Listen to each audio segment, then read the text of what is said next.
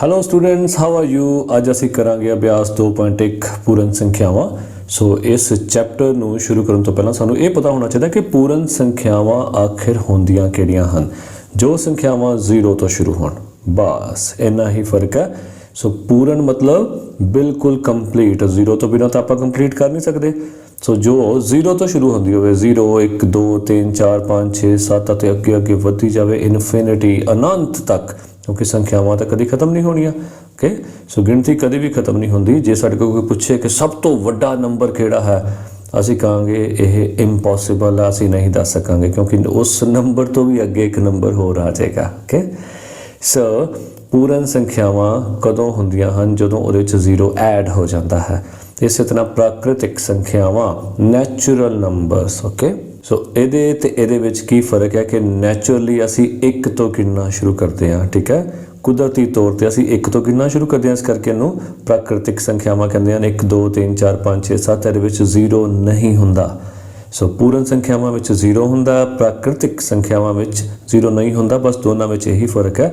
Hop ਤੁਹਾਨੂੰ ਇਹ ਯਾਦ ਹੋਏਗਾ ਤੇ ਆਪਾਂ ਜਿਵੇਂ ਜਿਵੇਂ ਅਗਲੇ ਸਵਾਲ ਕਰਾਂਗੇ ਇਹ ਗੱਲ ਸਾਡੀ ਹੋਰ ਪੱਕੀ ਹੁੰਦੀ ਜਾਏਗੀ ਕਿ ਅਗਲੀ ਐਕਸਰਸਾਈਜ਼ ਵਿੱਚ ਇੰਨਾ ਹੀ ਚੀਜ਼ਾਂ ਦੀ ਜਿਹੜੀ ਰਿਵੀਜ਼ਨ ਹੈ ਉਹਦੇ ਨਾਲ ਸਾਨੂੰ ਇਹ ਕਨਸੈਪਟ ਹੋਰ ਪੱਕਾ ਹੁੰਦਾ ਜਾਏਗਾ। ਆਓ ਆਪਾਂ ਐਕਸਰਸਾਈਜ਼ ਸ਼ੁਰੂ ਕਰਦੇ ਹਾਂ। ਅਭਿਆਸ 2.1 ਫਸਟ, ਹੇਠ ਲਿਖੇ ਪ੍ਰਸ਼ਨਾਂ ਦੇ ਉੱਤਰ ਦਿਓ। ਸੋ ਸਭ ਤੋਂ ਪਹਿਲਾ ਪ੍ਰਸ਼ਨ ਹੈ, ਸਭ ਤੋਂ ਛੋਟੀ ਪੂਰਨ ਸੰਖਿਆ ਲਿਖੋ। ਸੋ ਸਭ ਤੋਂ ਛੋਟੀ ਪੂਰਨ ਸੰਖਿਆ ਆਪਾਂ ਦੇਖੀ ਸੀ, ਉਹ ਕੀ ਹੈ? 0। ਸੋ ਇਹ 0 ਇਹਦਾ ਜਵਾਬ ਆ ਜਾਏਗਾ। ਸੈਕਿੰਡ, ਸਭ ਤੋਂ ਛੋਟੀ ਪ੍ਰਾਕ੍ਰਿਤਿਕ ਸੰਖਿਆ ਲਿਖੋ। ਸਭ ਤੋਂ ਛੋਟੀ ਪ੍ਰਾਕ੍ਰਿਤਿਕ ਸੰਖਿਆ ਕਿੱਥੋਂ ਸ਼ੁਰੂ ਹੁੰਦੀ ਸੀ? 1 ਤੋਂ। ਸੋ ਸਭ ਤੋਂ ਛੋਟੀ ਫਿਰ ਪ੍ਰਾਕ੍ਰਿਤਿਕ ਸੰਖਿਆ 1 ਹੋ ਜਾਏਗੀ। ਨੈਕਸਟ, ਪੂਰਨ ਸੰਖਿਆਵਾਂ ਵਿੱਚ 0 ਦਾ ਅਗੇਤਰ ਲਿਖੋ। ਅਗੇਤਰ ਮਤਲਬ +1, ਉਸ ਤੋਂ ਅਗਲਾ। 0 ਤੋਂ ਅੱਗੇ ਹੋਰ ਕੀ ਆਏਗਾ? ਸੋ 0 ਤੋਂ ਅੱਗੇ ਸਾਨੂੰ ਸਾਰਿਆਂ ਨੂੰ ਪਤਾ ਹੈ ਕਿ 0 ਤੋਂ ਅੱਗੇ 1 ਆਏਗਾ। ਓਕੇ, ਨੈਕਸਟ ਡੀ, ਪੂਰਨ ਸੰਖਿਆਵਾਂ ਵਿੱਚ 0 ਦਾ ਪਛੇਤਰ ਲਿਖੋ। ਹੁਣ ਆਪਾਂ ਇੱਕ ਇੱਥੇ ਧਿਆਨ ਰੱਖਣਾ ਕਿ ਪੂਰਨ ਸੰਖਿਆਵਾਂ ਦੀ ਗੱਲ ਹੋ ਰਹੀ ਹੈ ਜੋ ਸ਼ੁਰੂ ਹੀ 0 ਤੋਂ ਹੁੰਦੀਆਂ ਹਨ। 0 ਤੋਂ ਪਿੱਛੇ ਦਾ ਕੁਝ ਵੀ ਨਹੀਂ ਹੈ ਪੂਰਨ ਸੰਖਿਆਵਾਂ ਵਿੱਚ। ਸੋ ਇਹ ਪੋਸੀਬਲ ਨਹੀਂ ਹੈ, ਆਪਾਂ ਲਿਖ ਦਾਂਗੇ ਅਸੰਭਵ। ਠੀਕ, ਨੈਕਸਟ, ਸਭ ਤੋਂ ਵੱਡੀ ਪੂਰਨ ਸੰਖਿਆ ਲਿਖੋ। ਸਭ ਤੋਂ ਵੱਡੀ ਪੂਰਨ ਸੰਖਿਆ, ਜਿਵੇਂ ਮੈਂ ਪਹਿਲਾਂ ਕਿਹਾ, ਇਹ ਵੀ ਆਪਾਂ ਨਹੀਂ ਦੱਸ ਸਕਦੇ ਕਿਉਂਕਿ ਜਿਹੜੀ ਵੀ ਸਭ ਤੋਂ ਵੱਡੀ ਅਸੀਂ ਮੰਨਦੇ ਹਾਂ ਉਸ ਤੋਂ ਅੱਗੇ ਗਿਣਤੀ ਹੋਰ ਹੋਰ ਹੋਰ ਹੋਰ ਹੋਰ ਅੱਗੇ ਜਾਂਦੀ ਰਹੇਗੀ। ਸੋ ਇਹ ਕਦੀ ਵੀ ਖਤਮ ਨਹੀਂ ਹੋਏਗੀ। ਸੋ ਸਭ ਤੋਂ ਵੱਡੀ ਪੂਰਨ ਸੰਖਿਆ ਅਸੀਂ ਨਹੀਂ ਲਿਖ ਸਕਦੇ। ਨੈਕਸਟ, ਸੈਕਿੰਡ, ਹੇਠ ਲਿਖਿਆਂ ਵਿੱਚੋਂ ਕਿਹੜੇ ਕਥਨ ਸਹੀ?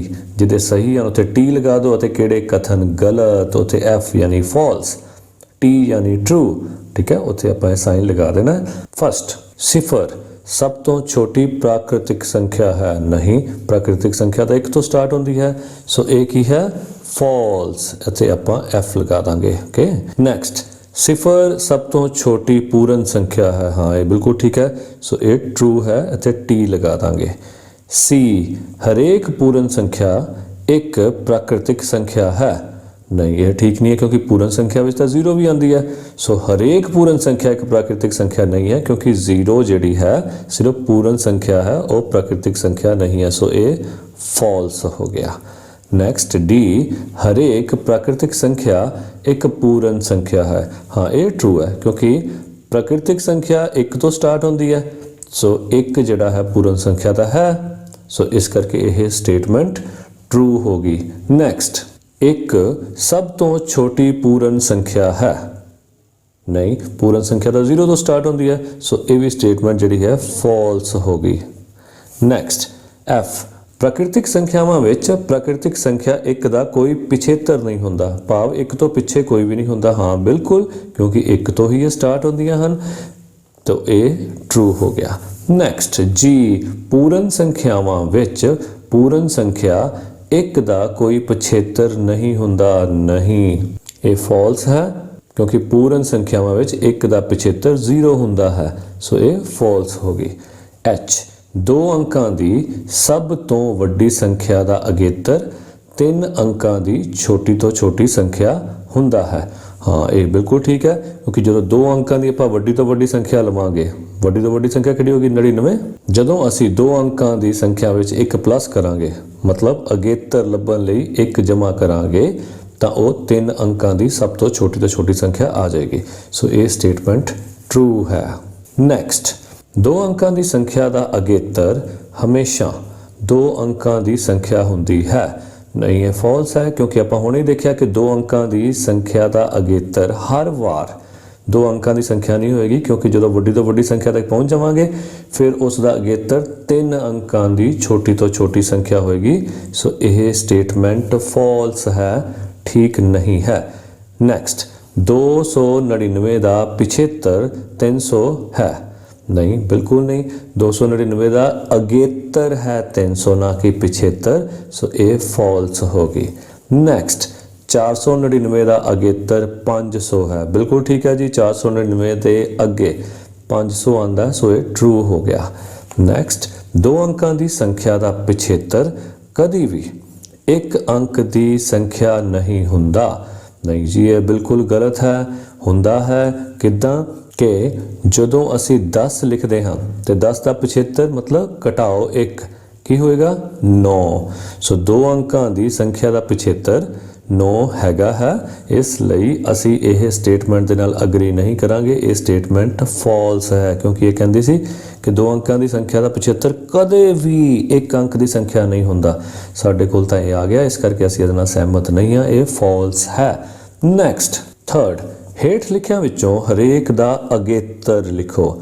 ਮੀਨਸ ਅਗਲੀ ਸੰਖਿਆ। ਅਗਲੀ ਸੰਖਿਆ ਤੋਂ ਭਾਵ ਇਹਦੇ ਵਿੱਚ 1 ਜਮ੍ਹਾਂ ਕਰ ਦੇਣਾ। ਠੀਕ, ਜੇ ਤੁਹਾਡਾ ਜੋੜ ਬਹੁਤ ਅੱਛਾ ਹੈ ਫਿਰ ਤਾਂ ਤੁਸੀਂ ਦੇਖ ਕੇ ਉਦਾਂ ਹੀ ਲਿਖ ਸਕੋਗੇ, ਪਰ ਜੇ ਤੁਹਾਡਾ ਜੋੜ ਅੱਛਾ ਨਹੀਂ ਹੈ ਤੇ ਤੁਸੀਂ ਰਿਸਕ ਨਹੀਂ ਲੈਣਾ ਚਾਹੁੰਦੇ, ਫਿਰ ਮੈਂ ਰਿਕਮੈਂਡ ਕਰਾਂਗਾ ਕਿ ਸਾਰੇ ਬੱਚੇ ਇਹਨੂੰ ਜੋੜ ਕੇ ਹੀ ਇਹਦਾ ਅਗੇਤਰ ਲਿਖਣ। ਸੋ ਜੇ ਆਪਾਂ ਅਗੇਤਰ ਲਿਖਣਾ ਤੇ ਸਭ ਤੋਂ ਪਹਿਲੀ ਰਕਮ ਕੀ ਹੈ? ਇਕਾਈ, ਦਹਾਈ, ਸੈਂਕੜਾ, ਹਜ਼ਾਰ, 10,000, ਲੱਖ। 1,09,009। ਸੋ ਇਹਦੇ ਵਿੱਚ ਜੇ ਅਸੀਂ 1 ਪਲੱਸ ਕਰ ਦਾਂਗੇ, ਓਕੇ, ਕੀ ਆ ਜਾਏਗਾ? 9 ਤੇ 1 10। ਠੀਕ ਹੈ, 10 ਦੀ ਲੱਗੀ 0, 1 ਕਾਂਸਲ। ਸੋ ਇੱਥੇ ਆ ਗਿਆ। ਠੀਕ, ਅੱਗੇ ਕੁਝ ਵੀ ਨਹੀਂ ਗਿਆ ਤੇ ਇਹ ਸਾਰਾ ਆਪਾਂ ਇਦਾਂ ਹੀ ਉਤਾਰ ਲਾਂਗੇ। ਸੋ ਇਹ ਇਹਦਾ ਕੀ ਆ ਗਿਆ? ਅਗੇਤਰ। ਓਕੇ, ਨੈਕਸਟ, ਇਕਾਈ, ਦਹਾਈ, ਸੈਂਕੜਾ, ਹਜ਼ਾਰ, 10,000, ਲੱਖ, 10 ਲੱਖ। ਸੋ ਇਹ ਕੀ ਹੋ ਗਿਆ? 46,30,999। ਇਹਦੇ ਵਿੱਚ ਆਪਾਂ 1 ਪਲੱਸ ਕਰ ਲਾਂਗੇ। ਆਪਾਂ ਦੇਖ ਲੈਣੇ, 9 ਤੇ 1 10, 10 ਦੀ ਲੱਗੀ 0, ਹੰਸਲ ਆਏ 1, 9 ਤੇ 1 10, 10 ਦੀ ਲੱਗੀ 0, ਹੰਸਲ ਆਏ 1, 9 ਤੇ 1 10, 10 ਦੀ ਲੱਗੀ 0, ਹੰਸਲ ਆਏ 1। ਇਹਦੇ ਵਿੱਚ ਕੁਝ ਨਹੀਂ ਪਲੱਸ ਕਰਨ ਵਾਲਾ, ਸੋ 1 ਦਾ 1 ਇੱਦਾਂ ਹੀ ਆ ਜਾਏਗਾ। ਸੋ ਅੱਗੇ ਇਸੇ ਤਰ੍ਹਾਂ ਹੀ ਚੱਲੇਗਾ। 463। ਸੋ 40,31,000 ਇਹਦਾ ਕੀ ਆ ਗਿਆ? ਅਗੇਤਰ। ਠੀਕ, ਨੈਕਸਟ, ਸੋ ਇਹਦੇ ਵਿੱਚ ਵੀ ਇੱਦਾਂ 1 ਪਲੱਸ ਕਰ ਲਓ। 1 ਤੇ 1 2। ਸੋ ਕੋਈ ਵੀ ਅੱਗੇ ਕੈਰੀ ਨਹੀਂ ਕਰਨਾ, ਹਾਸਲ ਨਹੀਂ ਜਾਏਗਾ, ਤਾਂ ਸਾਰਾ ਕੁਝ ਆਪਾਂ ਇੱਦਾਂ ਹੀ ਲਿਖ ਦਾਂਗੇ। ਸੋ 8,30,002 ਇਹ ਆਪਣਾ ਆਨਸਰ ਆ ਗਿਆ। ਨੈਕਸਟ, ਹੁਣ ਇਹਦੇ ਵਿੱਚ ਵੀ 1 ਪਲੱਸ ਕਰ ਲਓ। 9 ਤੇ 1 10, 10 ਦੀ ਲੱਗੀ 0, ਹੰਸਲ ਆਇਆ 1, 9 ਤੇ 1 10, 10 ਦੀ ਲੱਗੀ 0, ਹੰਸਲ ਆਇਆ 1, 9 ਤੇ 1 10 ਦੀ 0, 1 ਹੰਸਲ, 9 ਤੇ 1 10 ਦੀ 0, 1 ਹੰਸਲ, 9 ਤੇ 1 10। ਸੋ ਇਹ ਇਹਦਾ ਜਵਾਬ ਆ ਗਿਆ 1 ਲੱਖ। ਓਕੇ, ਨੈਕਸਟ, ਹੇਠ ਲਿਖਿਆਂ ਵਿੱਚੋਂ ਹਰੇਕ ਦਾ ਪਿਛੇਤਰ ਲਿਖੋ। ਪਿਛੇਤਰ ਯਾਨੀ ਘਟਾਓ 1 -1। ਸੋ ਇਹਨਾਂ ਚੋਂ ਆਪਾਂ -1 ਕਰ ਦਾਂਗੇ ਤੇ ਉਹਦਾ ਪਿਛੇਤਰ ਪ੍ਰੈਡੀਸੈਸਰ ਸਾਨੂੰ ਮਿਲ ਜਾਏਗਾ। ਸੋ 1000 -1। ਓਕੇ, ਚਾਹੋ ਤਾਂ ਇੱਥੇ ਸਾਈਨ ਵੀ ਲਗਾ ਦਿਓ। ਸੋ ਹੋਪ ਤੁਹਾਨੂੰ ਇਹ ਵਾਲੀ ਘਟਾਓ ਆਂਦੀ ਹੋਏਗੀ। ਮੈਂ ਇੱਥੇ ਇੱਕ ਵਾਰ ਫੇਰ ਕਰ ਦੇਣਾ, ਕਿਉਂਕਿ ਕੁਝ ਬੱਚੇ ਅਜਿਹੇ ਵੀ ਹੁੰਦੇ ਹਨ ਜਿਨ੍ਹਾਂ ਨੂੰ ਇਹ ਆਮ ਕਰਕੇ ਪ੍ਰੈਕਟੀਕਲੀ ਦਿੱਕਤ ਆਉਂਦੀ ਹੈ। ਸੋ ਮੈਂ ਦੱਸ ਦੇਣਾ ਘਟਾਓ ਕਿੱਦਾਂ ਕਰਨੀ ਹੈ।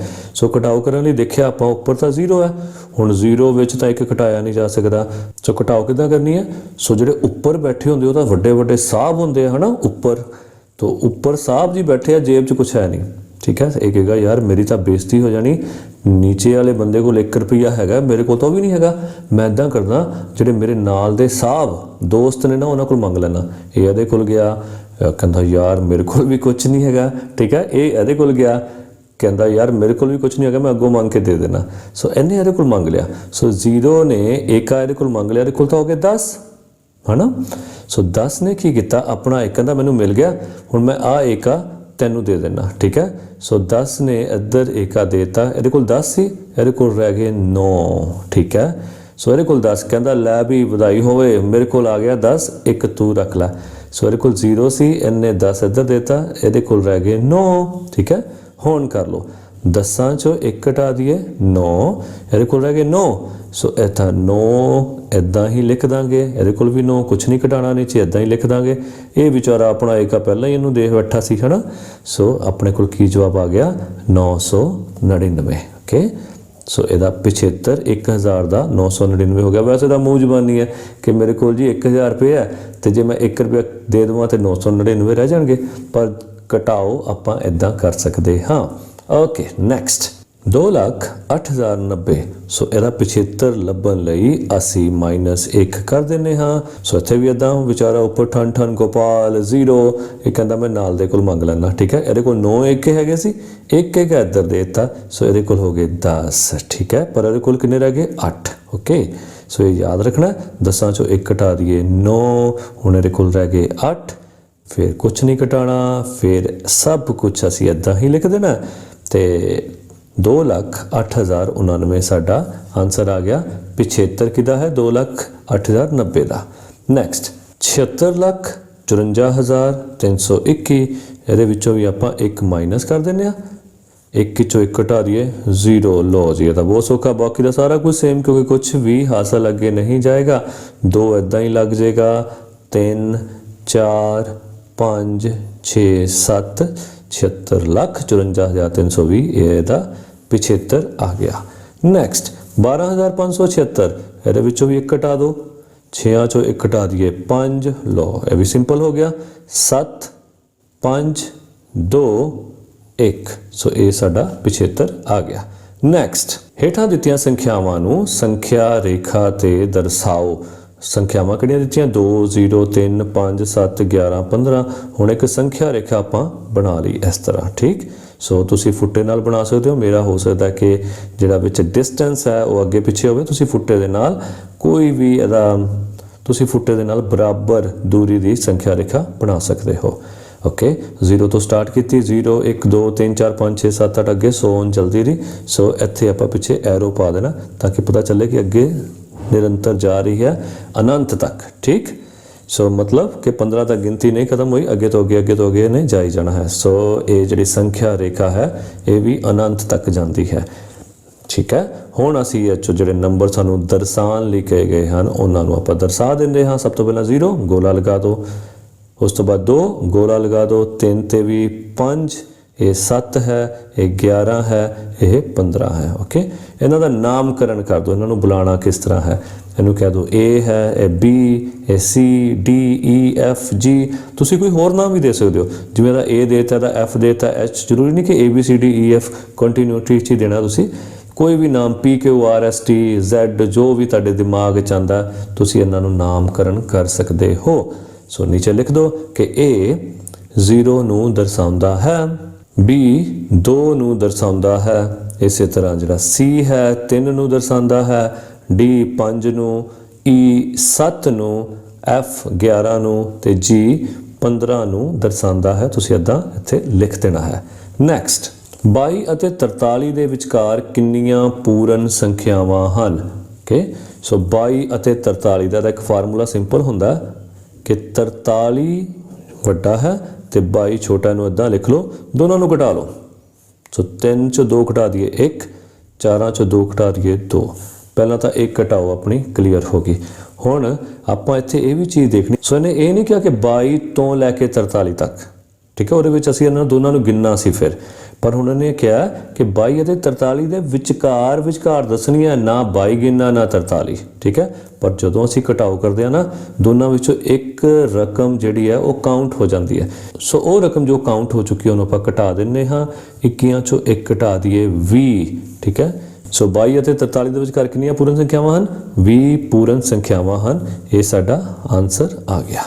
ਨੈਕਸਟ 7th ਹੇਠ ਲਿਖਿਆਂ ਵਿੱਚੋਂ ਹਰੇਕ ਨੂੰ ਦਰਸਾਉਣ ਲਈ ਸੰਖਿਆ ਰੇਖਾ ਖਿੱਚੋ। ਓਕੇ, ਸੋ ਇੱਥੇ 3 ਜਮਾ 2 ਯਾਨੀ ਜੋੜ ਕਰਨਾ ਤੇ ਇਹਨੂੰ ਦਰਸਾਉਣ ਲਈ ਆਪਾਂ ਸੰਖਿਆ ਰੇਖਾ ਤੇ ਦਾ ਜੋੜ ਕਰਨਾ। ਸਿੰਪਲ ਨਹੀਂ ਕਰਨਾ ਕਿ 3 ਜਮਾ 2 5, ਇਹ ਤਾਂ ਸਾਰਿਆਂ ਨੂੰ ਪਤਾ ਹੋਏਗਾ, ਪਰ 3 ਜਮਾ 2 5 ਇਸ ਸੰਖਿਆ ਰੇਖਾ ਤੇ ਕਿੱਦਾਂ ਦਰਸਾਉਣਾ ਉਹ ਆਪਾਂ ਇੱਥੇ ਚੰਗੀ ਤਰ੍ਹਾਂ ਸਮਝਾਂਗੇ। ਸੋ ਕਰਨਾ ਕੀ ਹੈ, 0 ਤੋਂ ਸਟਾਰਟ ਕਰਨਾ। ਸੋ 0 ਤੋਂ ਪਹਿਲਾਂ 3 ਤੇ ਸਿੱਧਾ ਜੰਪ ਲਗਾ ਦੇਣਾ। ਓਕੇ, ਸੋ ਇਹ ਇੱਥੇ ਆ ਗਏ ਆਪਾਂ। ਠੀਕ, ਉਸ ਤੋਂ ਬਾਅਦ 2 ਅੰਕ ਹੋਰ ਜਾਣਾ ਅੱਗੇ, 2 अंक किद्दां जावांगे 1 अंक ते 2 अंक ठीक है। तुसीं चाहो तो इत्थे इस तरह लगा सकदे हो। सो आपां कित्थे पहुँच गए 3 जमा 2 अंक 5 ते पहुँच गए। सो आपां इत्थे लिखांगे 3 जमा 2 बराबर है 5। ये साडा जवाब आ गया। नैक्सट 4 जमा 5 ठीक। सो इस तरह ही 0 तो सीधा जंप लगाओ 4 ते ओके। फिर किन्ने अंक अगे जाना 5 1 2 3 4 5 आपां कित्थे पहुँच गए 9 ते। सो आपां इत्थे लिखांगे 4 जमा 5 बराबर है 9। ये साडा जवाब आ गया। सो इत्थे तुसी नाल जिहड़ी है ये लाइन लगा सकते हो ताकि पूरी तरह क्लीयर हो जाए कि 4 + 5 का जिहड़ा फाइनल आंसर की बन गया 9 ठीक है। इस तरह ऊपर भी कर सकते हो कि 3 + 2 का जिहड़ा फाइनल आंसर की बन गया 5 ठीक है। सो ये तुसी नाल कर सकते हो। नैक्सट 6 जमा 2 ओके। सो पहला तो 6 तक आपां जंप लगाने आ। सो इत्थे पहुँच गए 6 तक ओके। तो उस तो बाद 2 अंक होर अगे जाना 1 फिर 2 ठीक है। सो 8 ते पहुँच गए। सो 6 जमा 2 का साडा आंसर की आ गया 8। सो इत्थे आपां लिख दांगे 6 जमा 2 बराबर है 8। ये साडा जवाब आ गया। नैक्सट 8 घटाओ 3। सो इस तरह ही सब तो पहला आप जंप तो लगावांगे 8 तक ठीक। सो ये 8 तक जंप लगाया ओके। उस तो बाद 3 घटाने घटाने का मतलब बैक जाना है। सो आप 1 बैक गए 2 बैक गए फिर 3 ठीक है। ये पिछे आ गए ना। सो कित्थे पहुँच गए 5 ते। सो इत्थे साडा फाइनली आंसर कित्थे खत्म होया 5 ते ओके। सो ये जवाब आ गया तुहाडा 8 - 3 यानी 8 घटाओ 3 बराबर है 5। ये जवाब आ गया। नैक्सट 7 घटाओ 4 ठीक है। सीधा अपना जहाज जाएगा 7 ते। ये इत्थे कीता लैंड ठीक। उस तो बाद 4 माइनस हो जाने। सो 4 घर पिछे आ जाओ 1 2 3 4 ठीक है। सो इत्थे अपना जहाज लैंड कर गया। सो फाइनल आंसर की आ गया ठीक। सो इत्थे आपां लिखांगे 7 घटाओ 4 बराबर है 3 ठीक। नैक्सट 7 घटाओ 2। लो जी इत्थे साडा जहाज पहला ही पहुँच गया 7 ते। फिर 2 घर पिछे जाना सी इस करके 1 ते 2 घर पिछे चला गया कित्थे पहुँच गया 5 ते। सो इत्थों दी इत्थे तक सफ़र हो गया 5 का। 7 घटाओ 2 बराबर है 5। ये साडा जवाब आ गया। नैक्सट 3 गुणा 3 यानी इत्थों भाव है 3 3 दे 3 पेयर ते इन्हें जंप लगाना है ठीक है। 3 3 दे 3 जोड़ियां ते जंप लगाएगा जिथे पहुँचेगा वो साडा जवाब आ जाएगा। सो आप शुरू करते हैं 0 तो लैके 3 तक 1 जंप लग गया ठीक है। उस तो बाद 1 2 3 अगला जंप 6 तक जाएगा ठीक। फिर 1 2 3 अगला जंप कितने तक जाएगा 9 तक। सो 9 आ गया। यदा मतलब साडा जवाब आ गया 3 गुणा 3 बराबर है 9। ये साडा आंसर आ गया। सो इनू भी तुसी जिहड़ा है इस तरह शो कर सकते हो। नैक्सट है 2 × 5 यानी 2 गुणा 5। सो इत्थे आपां ये भी ध्यान च रख सकते हाँ कि या तो आपां 2 दे 5 पेयर बना दिए या 5 दे 2 पेयर बना दिए दोनों ठीक है। सो आपां किसी तरह नाल भी चल सकते हैं। सो पेयर ही बनाने हैं। इन्हां चों कोई ये शर्त नहीं होंदी कि 2 दे 5 बनाने हैं या 5 दे 2। सो आपां जिद्दां सीक्वेंस उदां ही चलते हैं 2 दे आपां 5 पेयर बना दिंदे हाँ। सो 0 तो पहलां आपां छाल लगाई 2 ते 1 ठीक है। उस तो बाद आपां आके 4 ठीक है। 2 2 दे पेयर अगे जा रहे हैं। फिर 1 2 6 ते आ गए। फिर 1 2 8 ते आ गए। फिर 1 2 ये 10 ते आ गए। सो आप देखिए 5 पेयर बन गए 1 2 3 4 5 5 पेयर बाद असी कितने पहुँच गए 10 ते।